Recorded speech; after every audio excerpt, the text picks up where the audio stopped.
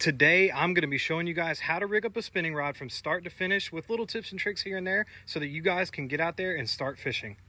So just to quickly go over a few things you guys are going to need to do this. Obviously, you're going to need your rod and reel. Here I have a Cast King Royal Legend 2 that I got off of Amazon for about 35 bucks and a Daiwa FT Series surf rod, 8 foot, that I got at Walmart for I think 20 bucks.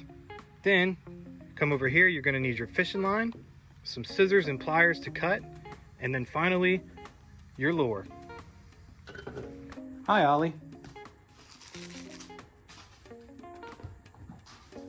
So for this particular rod and reel, I am going to be using braided fishing line. And because my spool is not braid ready, I am going to have to use mono backing.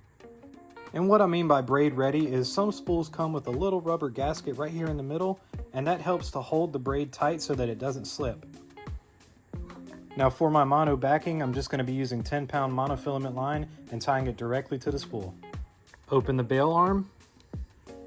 Now secure the monofilament tightly to the spool using whichever knot you prefer. I used a double overhand knot. Once you're done, make sure to trim off that tag end. Quick tip, to help prevent line twists, place the spool in a box or a bucket.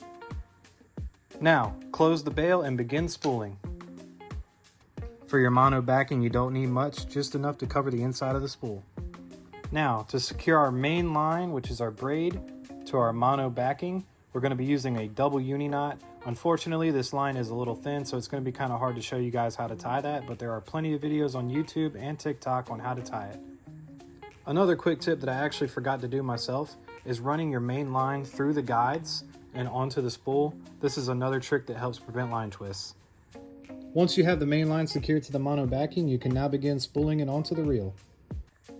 Just be sure not to under or over spool your reel to maximize line capacity while also preventing overrun.